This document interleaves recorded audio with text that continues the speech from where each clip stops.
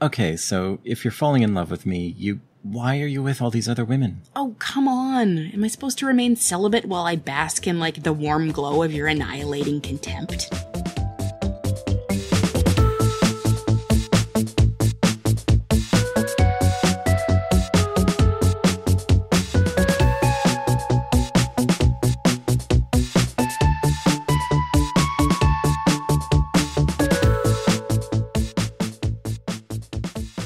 Hi, this is Gila Drazen. Hi, I'm Rob Vincent. And this is episode 5?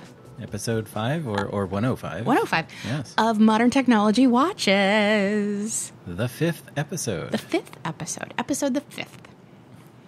Modern Technology Watches, of course, is a podcast in which two married film geeks show each other movies from their vast, literally floor-to-ceiling DVD collection that the other one hasn't seen before.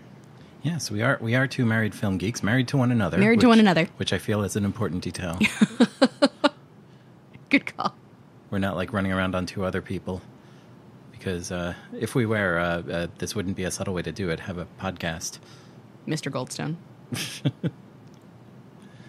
So, tonight is my choice. Yes. It's your turn to pick a movie. It's my turn to pick a movie. And show it to me. You can pick your movie, you can pick your friends, you can pick your nose. I'm picking my nose right now, actually. How's that for ASMR? Oh, my goodness. So if you will keep the air alive. Oh, I'll do my best. Keep the folks entertained while I step over to the shelf and procure the film. Okay. I'll do what I can to keep the air alive.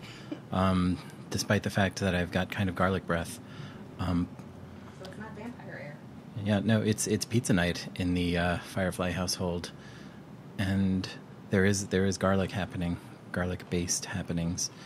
There's garlic on the pizza. There's some cheese and some tahini seasoning and mushrooms and black olives, and hi. Back. I think we've really gotten pizza night down to a science.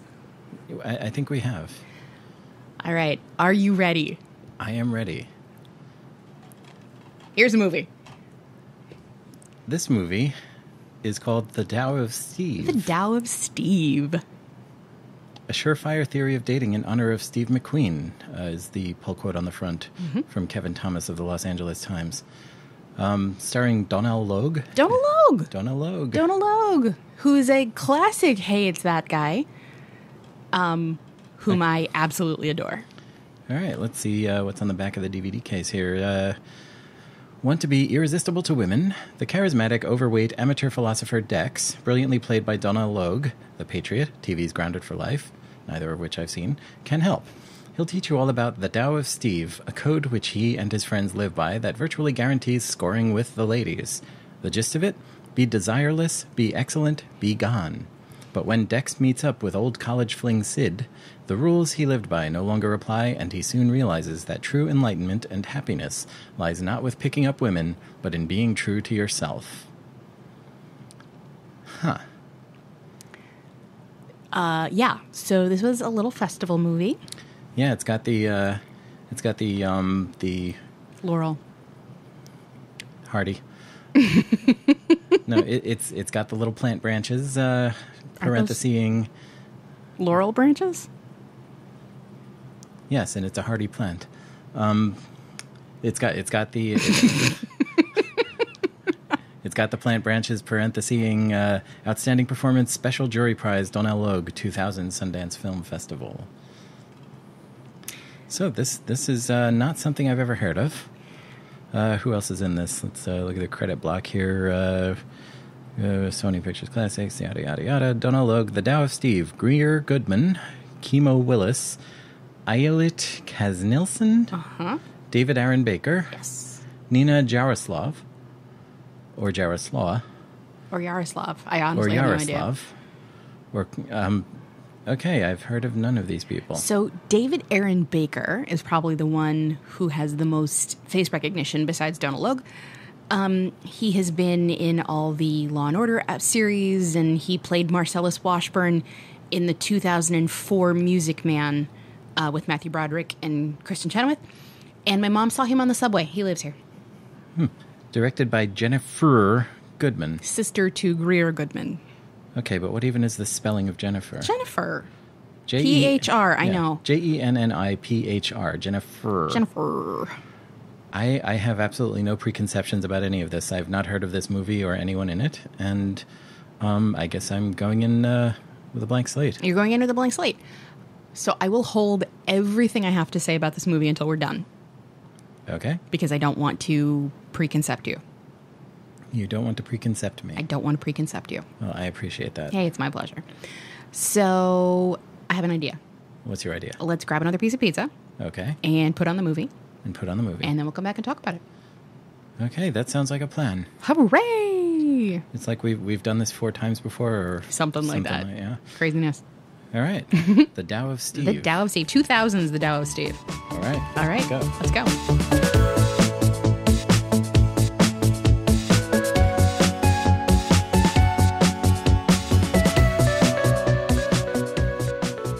Hey, Rob. Yes, Gila. Are we back? We are back. All right. We have watched The Tao of Steve. All 87 minutes of it. Was that all it was? That was all it was. Now, I did say to you as soon as it was done, I did not select this in retaliation for the Goonies. I didn't. For those who haven't listened to our previous episode, I didn't enjoy the Goonies. You didn't enjoy the Goonies. I was enthused about the Goonies. You were not. And I was enthused about this movie, and I think you were not. That does describe events pretty well. Alternately, what the hell did you just make me watch? All right. So it's a little movie. And okay, I will admit I hadn't seen it in a while. And seeing this movie as a single person in her early 20s versus seeing this movie as a married person in her late 30s, kind of a different experience. Okay. However, I will say the music in this, I really like the music in this movie. I have the soundtrack. I enjoy it greatly. There was music in this movie. I can't say I really remember any of it apart from the end credits song because you started singing along with it. I sing along with a lot of the music cues in this movie. There's a song in it called The Outdoor Type by the Lemonheads that plays over the camping trip scene. Okay. And I like that one. And so The Outdoor Type by the Lemonheads, a lot of fun and very perfectly fits with the scene in which it appears in the movie. And also this is the first place I met the song Superman by Laszlo Bain, which was sped up and used as the theme song to the TV show Scrubs. I did like that they had kind of a twangy guitar cover of the Hawaii Five-0 theme at one point. It's called Martini 5-0. It's also on the soundtrack, which is in my CD case if you would like to rip it.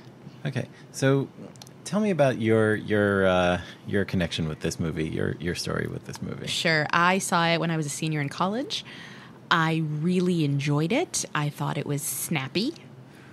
I didn't think a lot about the gender politics. I didn't think a lot about I didn't really think a lot about a lot of what was going on in this movie, but I enjoyed it. I liked Donna Logue. I thought it was very clever that Jennifer Goodman put both of her sisters in the movie. The bartender in the beginning, that's her other sister. Jennifer Goodman. The director. The director and writer.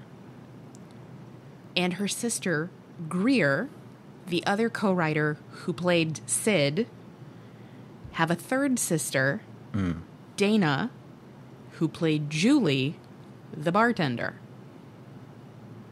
So, a woman made this movie. So, a woman co-wrote this movie. So, basically, Jennifer Goodman graduated college, moved home to Santa Fe, which is where the movie is set. And she and her husband moved in with an old friend of hers, this guy named Duncan North, who was this guy who had incredible success with women, although he didn't look like you would think someone who would have incredible success with women would. Mm-hmm. So she's like, this should be a show. and she was going to do like a one-man show or something. And then her sister Greer showed up, and they decided to make it a narrative movie. So yes, women wrote this movie. A woman directed this movie. And again, at the time, I didn't think a lot about the sexual politics of it. I didn't think seeing this in the Me Too era is a completely different experience. Can I just say that? You certainly can. And, much as I said with the Goonies, as difficult as it is not to watch this movie through the eyes of 2019, I've got eyes and it's 2019. Had you seen this movie recently? Or? No, I haven't seen it in a few years. But I remembered enjoying it, mm-hmm. and I thought it would be an interesting thing for us to talk about, certainly. The plot summary is 3 paragraphs long. It's a short movie. Not a lot happens. Yeah, so this was a film festival movie. Yes, it was. As you told me. It's Sundance. It's a Sundance movie, mm-hmm. and watching this, I could believe it, because this is certainly not a movie that Hollywood looked at and said, we're going to make this. Least of all Hollywood at the turn of the century. But it's also one of those movies where I got the vibe off of this movie that it was a bunch of like really indie movie people doing indie movie things and saying, we're making such a good indie movie right now, aren't we clever? And it reminds me of so many people that I've known who are convinced that they are smarter than they are. Yeah. Donald Logue. Yes. He actually had a bit part in the movie Sneakers, which I love. Yes. It was not a featured part at all, but his character was kind of central to the plot. MacGuffin thing that happened, but I won't get into that because you haven't seen that one yet. But he also had a bit part in Jerry Maguire, and you haven't seen that one yet. I have not seen Jerry Maguire. So he is an actor professionally? Yes. Why do you say that? Because during this entire movie, with all the things he goes through and his character's whole arc, I think I counted about 1.5 facial expressions. Okay, that's a fair point, and I will grant you I have seen his work recently. He had an arc on SVU a couple seasons ago. He's done a lot of TV work. His facial expressions are pretty consistent. Okay. And his character, I mean, I think this brings me back to, like, you are a fan of the show Friends. I'm going to give it a qualified yes at this point. A qualified yes. A qualified yes. You own some of it on DVD. I own season 2 on DVD. It's on our I shelf. think we can all agree season 2 was the creative high point of Friends. And if anybody wants to argue with me on that, send us an email at watches@modern.technology, and I'll tell you why you're wrong. Well, I remember trying to watch Friends back in its era. The thing about that show for me was that nobody on it was appealing. Like, everyone were assholes. And everyone was annoying in their own different ways. Like, there was no charm to be had for me. And this movie strikes me very much the same way. Like, just every character in it was aggravating to me in a different direction. And there wasn't anyone to cheer on. Except maybe the dog. Okay, see, I will jump in here and say that I will defend Chandler Bing to the death. But when I first saw this movie, I was about 21. Okay. The movie opens at a 10th college reunion. So these characters are 30-ish. So when I was watching it, these were people who were a lot older than me. And now these are people who are a lot younger than I am. Which is, first of all, real weird. Yeah, it's kind of a Breakfast Club effect. It is kind of a Breakfast Club effect. So, again, seeing it for the first time in a long time, there are more things that bothered me than not this time out. Didn't love the gender politics of it. Didn't love the fat politics of it. Ugh. Even though he was kind of, like, obviously wearing a padded gut through the He whole was thing. very obviously wearing a padded gut. It didn't move when he did. And we have had offline discussions, you and I, about fat suits and things of that nature. I flat out refused to see the most recent Laurel and Hardy biopic because they fat suited John C. Reilly. I refused to believe they couldn't find a fat actor. It's part of why I fell out of love with This Is Us, because they put Chris Sullivan in a fat suit. I have a lot of feelings about fat suits. Shout out to your fat friend for saying it much better than I ever could. But much more about this movie bothered me than used to. Well, like, the hero of the piece, Donna Logue's character, is called Dex. Dex. And he's basically like every 80s sitcom had that one character who was the main character's like best buddy who would pop into the frame and do something outrageous and say, hey, let's go get some chicks. Is he Buddy? He is Buddy. He is like Richard Klein on Three's Company. He's Boner. He's Boner. He's Boner, yes, from Growing Pains. He is he's Hank Azaria on Herman's Head. You were the only person in the whole entire world who could make a Herman's Head reference in 2019, and I love you so much for it. Shout out to everyone listening who remembers Herman's Head, Woot, which was woot. a much better show than anyone gives it credit for. It's so true. But there's always that kind of one-note character, like Quagmire on Family Guy is like the ultimate turn that up to 11 kind of version of that. It's just the one-note character who's like, yeah, let's go get some chicks. Hey, let's check out the babes. And that's it. And maybe that works if you're popping into an 80s sitcom for 5 minutes. But like, are you saying it does not carry an 87-minute narrative? It doesn't really carry an 87-minute narrative. Should we jump to the plot summary, such as it is? Let's do that. Okay. We're not going to do our normal rundown of the cast because... there's Donald Logan, then there's some other fuckers. There's Donald Logue, there's David and Aaron Baker, there's Kima Wills, who was in Empire Records, and there are some women who we do not recognize from anything. All right, here we go. Dex is an unlikely Lothario, an overweight 30-something part-time kindergarten teacher who has developed an effective method for seducing women.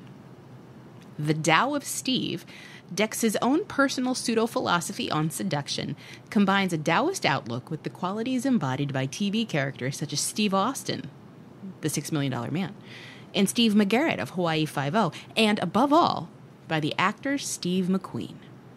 He meets up with Sid, an old college conquest whom he can't remember, but to whom he is instantly attracted. However, she never forgot him and is hurt that he got over her so easily. Slowly, Dex subjects Sid to the Tao of Steve, but Sid is immune to Dex's charms. Gradually, he develops genuine feelings for her. During a camping trip with Sid, Dex suffers chest pains and has to be taken to the hospital. A doctor informs Dex that what he thought was a heart attack was merely heartburn, but cautions him that his lifestyle is endangering his health. Later, at school, the husband of one of his conquests punches him in the face in front of his students. Sid comes to Dex's house to console him, and they end up sleeping together. The next day, however, she finds out about his philosophy, I hope you heard those air quotes, and leaves in disgust. Dex finally realizes that he needs to make changes in his life. Sometime later, Sid is in New York City working as a set designer. She leaves a message on Dex's answering machine asking him to call her and talk about their relationship, only to see Dex himself standing before her, ready to give her a chance. That's the entire thing. Ready to give her a chance. Right? I know. I mean, we could go through the Wikipedia history and see who decided it should be worded that way. and we could, but we got stuff to do. Yeah, we got stuff to do. I mean, the whole thing about this movie. Okay, so he's like he's this singularly unappealing dude who's just sleeping with every woman in town for by some alignment of the planets, and he's advising his pals, including his stupid pal who's what's his name, Dave. I'm sorry, you're talking about Dave. Yeah. Dave is the dumb one, dumb Dave. Yeah, he's got like this bunch of guys who play cards together because of course he does. Well, most of them live together. And Dave Except for the one who's married. Right, and Dave is the stupid one. And he keeps advising Dave on his Tao of Steve and, like, how he can go and get this chick that he wants. And so the stupid guy takes his advice and gets the chick and then comes back and says, wow, I sure followed your rules really well. And the morning after, he and Sid had spent the night together and were talking like they maybe had something serious going. And then Dumbass walks in and he's like, wow, your rules are great. And let me read them to you in front of this woman that you're trying to impress, like, really predictably. And so there's your womp womp moment. Oh, I guess he's a jerk after all. But the whole thing about this was released in 2000, but it's definitely a 90s movie. Like, this movie is so 90s, like you could it's so 90s. You could weave it into flannel. Yeah, I was going to say it came wrapped in flannel. But yeah. It's that whole thing of, like, he's going to realize he's being an asshole and wasting his life. Because, of course, in the beginning of the movie, he, like, wakes up in the morning late for work and he starts up his bong, which I gather was much more subversive a thing to show your main character doing in 2000 than it is today. Yeah, I mean, especially if you're going to, I don't know, go to work and teach children. Yeah, which was somehow a part-time job. Like, I don't know how many kindergartens are taught by a part-time teacher, but I guess it was like he was teaching 3 days. Like, it was the Monday, Wednesday, Friday class. Apparently that was a thing. Yeah, I don't know, but we also talk about what the economy in Santa Fe was like, that you could do that and still live. Mm-hmm. Yeah, I guess maybe that's why he had, like, 5 roommates or whatever that was. Maybe. But they're in Santa Fe, and most of the more interesting stuff in this movie was just the sweeping shots of the Santa Fe desert and the sky and stuff, where you didn't have to look at any of these damn people. But or them playing frisbee golf. Yeah, frisbee golf. They were doing frisbee golf. But the story held no surprises for me. No. Nor did it hold any appeal because, of course, at the end of it, he's the woman who is not swayed by his charms and calling him out on his bullshit and stuff. Of course, she ends up just getting all swoony and going, oh, okay, I guess I love you anyway. Completely unearned. And then Bobo comes in and reveals the whole rules thing and messes things up, but she was leaving for New York anyway, and then he shows up, as Wiki puts it, ready to give her a chance when it's really, like, her who shouldn't be giving him any kind of chance. And also, just, like, did he just move to New York? Did he just show up in New York? Like, it just ends there. She had told him she's going to New York to work in theater. And so I guess he just, like, wandered from Santa Fe to New York and said, which way to theater? I'm going to find theater worker lady. And someone just pointed him in a direction. And I mean, part of me he is stumbled onto set. Willing to assume that Rick and Maggie knew where she was going, or their friends that she had been staying with. That they knew that's the married couple. The married couple. That they knew where she was going and what she was working on. So he had that information. Rick and Maggie were the couple. Mm-hmm. And he was, like, central casting generic young white guy, and she was so 90s. Very, very 90s woman with awful knockoff Betty Page bangs. It was kind of painful, but yeah, kind of like a dime store Janine Garofalo. Yeah. Yeah, she was like Janine Garofalo or something. A Canal Street Janine Garofalo, is that what you're saying? Yes. Janone Garofalo. There you go. But it was also interesting to me about what the movie had to say about masculinity mm-hmm. and about attractiveness. Mm-hmm. Because the thing that we're constantly told throughout the movie is that Dex is gross, but everybody wants to sleep with him. Right. Dex is fat and gross, and everyone wants to sleep with him. But he's only Hollywood gross. He's Hollywood gross in the sense that, like Janine Garofalo is Hollywood frumpy in that Cats and Dogs movie. It's like, you know, okay, you only look like a lower tier supermodel as opposed to, like, the upper tier supermodel, and so you're the frumpy one because he's still, like, Hollywood attractive with a stuffed gut. Mm-hmm. But he's got like this like one squinty eyed expression through the whole film. Well, he is supposed to be high for a lot of the film. Yeah, and it's just this. Nothing about this movie made me like it except the twangy guitar cover of Hawaii 5-0. And yeah, I'm glad that you showed it to me. I'm always glad to watch something I haven't seen before and see if I dig it. This time I don't. Yeah, I really used to like this movie. I don't know how I feel about it anymore. And I think part of that is the contemporary moment, and part of it is I might have just outgrown it. Huh. I don't want to be the one who ruined this movie for you. You are not the one who ruined this movie for me. No, this movie ruined itself for me just fine, thank you. I learned from this movie, co-written and directed by a woman, that it's still the guy who has the agency. So, like, this is still somehow my responsibility. And did you notice the moment that she, like, kind of fell for him a little bit at the party was when he had glitter because of his teacher job? Yeah, she found glitter in his hair and was picking it off of him, and that's so intimate and I know. And can we also talk about ice cream kisses for a second? Had you ever heard of that? No. Why don't you explain ice cream kisses? All right, there's to our listeners a scene where they wind up driving one of his students home, and they stop for ice cream on the way. And I don't even want to talk about the legalities of that, especially now. This does seem to be like a small town of like 47 people. Right. So everyone must know each other. That is true. But like, oh my God. So the three of them are in this truck, and they are each holding an ice cream cone from Baskin-Robbins. And Sid says to Dex and the kid whose name I think is Corey, "Who wants a kiss?" And they're like, "What?" And she goes, "No, an ice cream kiss."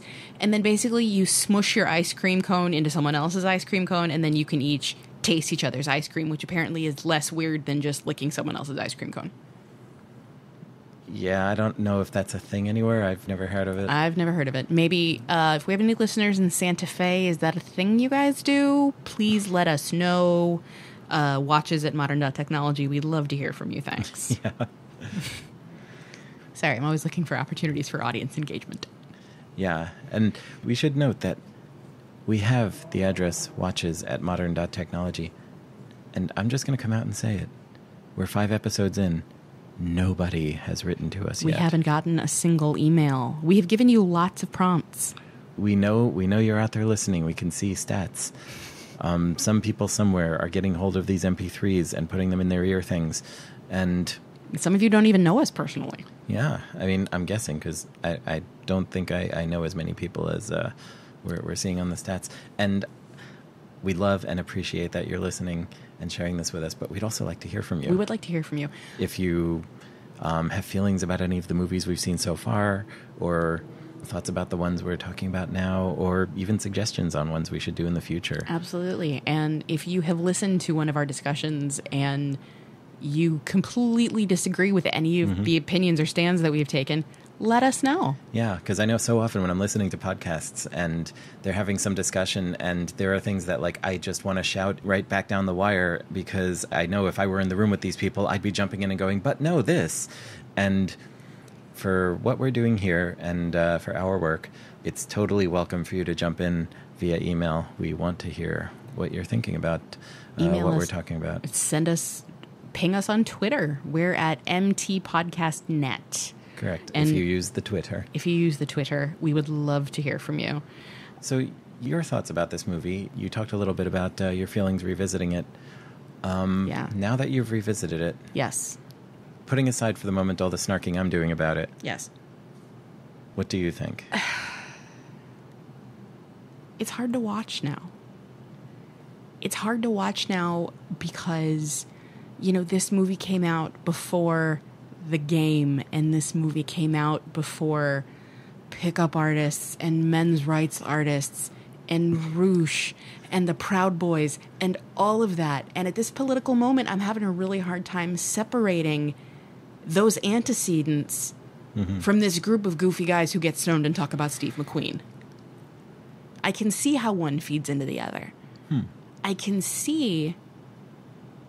And, you know, there are parts where he said, don't try to be a woman's friend because if you become a woman's friend, it's harder to get out of than Alcatraz. Yeah. Hearing those guys talk about the friend zone. Mm-hmm. It's awful. I can see how it's a short hop from the Tao of Steve to, like, incel Chad and Stacy shit. And that's terrifying. Well, it's funny because, like, I think this might be sort of conterminous with the early stages, at least, of that whole game thing. Mm-hmm. And the pickup artist thing where people were getting together and swapping these tips. Right. Like, and it really seems to be like some sort of relative of all of that. Mm-hmm. I mean, it was a couple years before, like, Mystery had his show on VH1. Right, but there were still fools with blogs and things like that, and people getting book deals off of blogs based pretty much on this. And again, it baffles me that this wasn't like a bro movie made by bros for bros. I know, this was a bro movie written by sisters. Yeah. With input from their friend who basically was Dex. And again, it's looking at this movie through today's eyes and seeing the insidiousness that this kind of thinking can turn into. And had they made this movie in 2015, I mean, first of all, it was also kind of jarring that, like, nobody was talking on cell phones. It was nice. There were parts when they were, like, out camping and no one had a cell phone.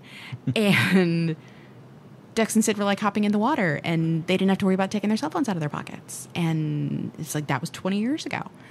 But, you know, if it were made today, they wouldn't be getting together and playing cards. They would be in a chat room. They would be on a subreddit. They'd maybe be gaming online or something. Yeah. Through the lens of what can happen, of what we've seen happen in this world in the last 20 years, in the last 10 years, in the last 5 years. Seeing it as a fun, lighthearted romp about how to get women to think you don't want to sleep with them so they'll sleep with you. You know, like, Dave could have been Elliot Rodger. I'll just say it. Elliot Rodger? Elliot Rodger was the one who wrote the, like, incel manifesto and then went on a shooting spree at his college in California. Ooh. Mm-hmm. Yes. Yeah. The patron saint of incel shooters, if you will. Yeah. There was one gag in this movie that made me laugh. Okay. At one point, the married couple say, we're going camping, and you should come with us. And so he knows Sid's going, so he decides to go camping, and his whole thing is he's out of shape. So they're hiking, and he's huffing and puffing, trying to catch up to them and whatever.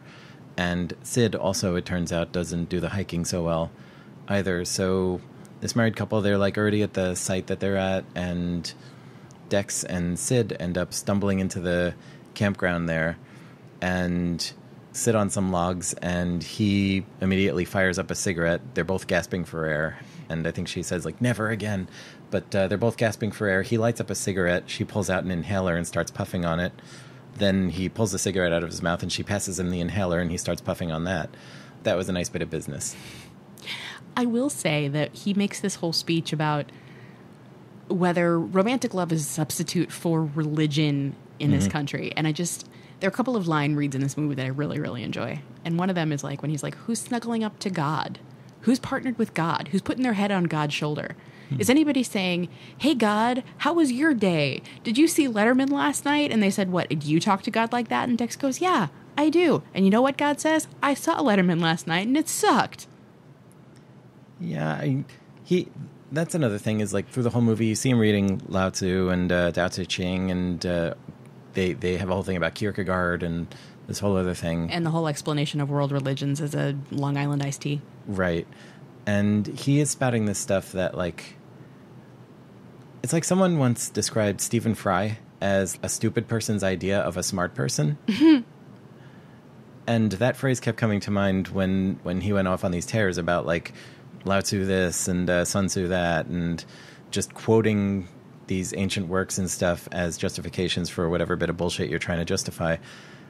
And the whole, like, love as a substitute for religion, and Oh no, it was pontificating of the worst kind. It was all pontificating, and it was like I just pictured the filmmakers making these things while, buttoning up their flannels and adjusting their toques and drinking their Starbuckses and just high-fiving each other at how clever this all was. It didn't work for me. Okay, the one other line read I really enjoyed is near the beginning when Dex is in Rick and Maggie's kitchen and he's making dinner for Rick and Maggie instead. And Rick realizes what Dex is doing and he goes, "Mango mahi mahi."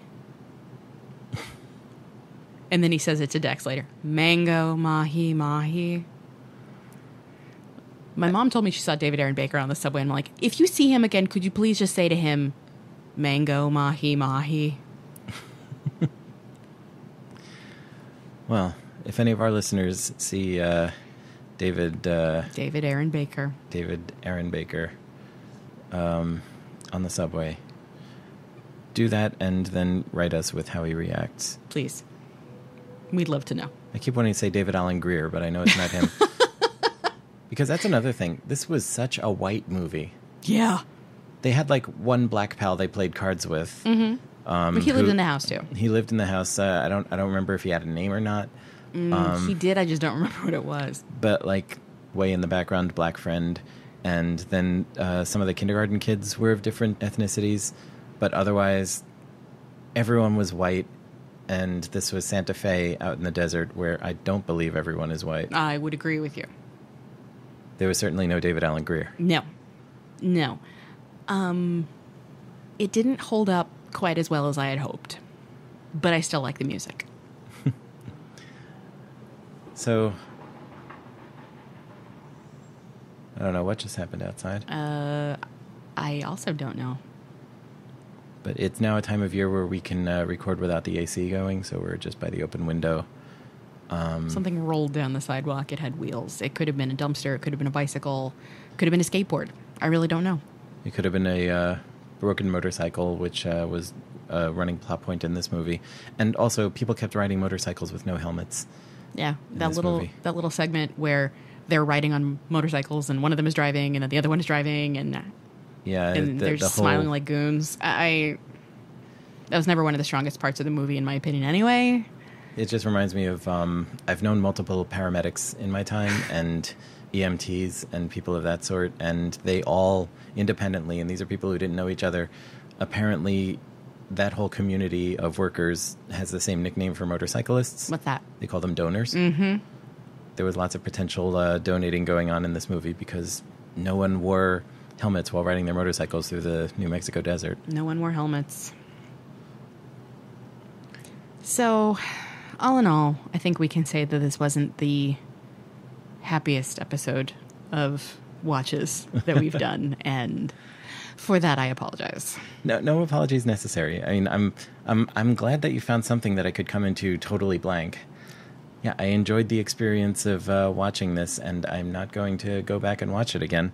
That's totally fair. But I enjoy doing these with you.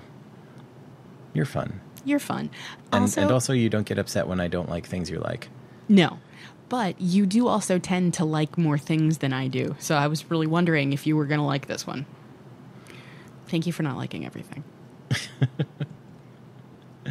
You're welcome. Yeah, no, it was a good thing. I also know what my next couple of offerings are going to be, and I think they're also things you can go into blind, but I think they're things you'll like better. I know there are things that you're definitely going into blind off of my list, but yeah, we'll keep this going. We'll keep this going. It's a fun little project we're working on. It is.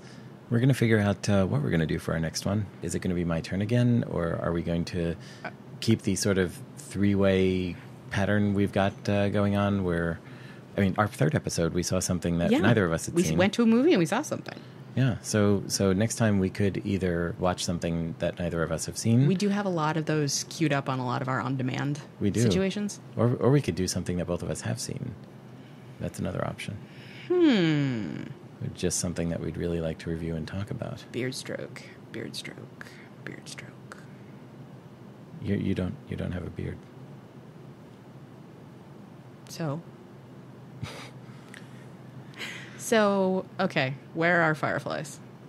My firefly walked out of the theater. So one firefly is missing, and one firefly is kind of sideways. I think my firefly curled up in the fetal position and was like, I remember really liking this. So, our apologies to Donna Logue and the Goodman sisters. No, I'm sure they've all got better work in them than this. I mean, Donna Logue, I skimmed his wiki and IMDb, and he's gone on to very many things. Mm-hmm. Absolutely. Including the bit part in Sneakers. That was before this. But. Sneakers was 92. Mm-hmm. So, and also I remember him being younger and fitter. But, that'll happen over the course of 8 years. Yes. And a padded belly. A really not well padded belly. It was an indie film. There was a whole section in the credits of thanking people whose houses they got to film in. So, It's all right. We'll chalk this one up to experience. Yes. And if you've got thoughts about this movie, if you've got thoughts about anything we have watched or seen or done, or you just want to say, hey, Gila and Rob, send us a note at watches@modern.technology or find us on Twitter at mtpodcastnet. Get in touch if you dig what we're doing at all, or if you want to tell us to stop. If you want to tell us to stop, like I want to tell Jennifer Goodman to please not make a sequel to this. It's been 20 years. I think message has been received. Okay, and if she needs help looking for an F and an E, or I think just an E, really. Yeah, if she needs some extra vowels to go into her name, we've got plenty. We can maybe spare one. Yeah. So, with all of that said, thank you for listening to Modern Technology Watches. We will catch you next time. We'll see you at the movies. I'm going to keep saying that until we get a cease and desist. A cease and desist from dead Siskel and Ebert. Yep. So. Well, that would be pretty cool if that happened, actually. Right. I know. If it happened, we'll scan it and put it on the website, and we'll say something else. Thanks for listening. Thank you.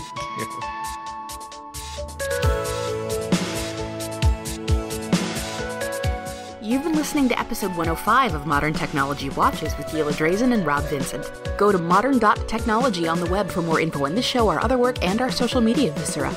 Our theme music is The Promise by Torley Wong, released Creative Commons Attribution Share Alike 3.0. Find more from Torley at torley.com. Thank you, Torley.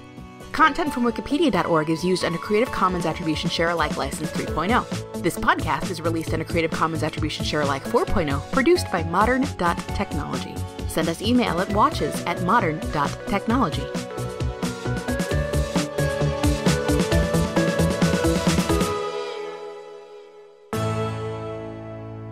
Would you like your water glass? A water glass it is.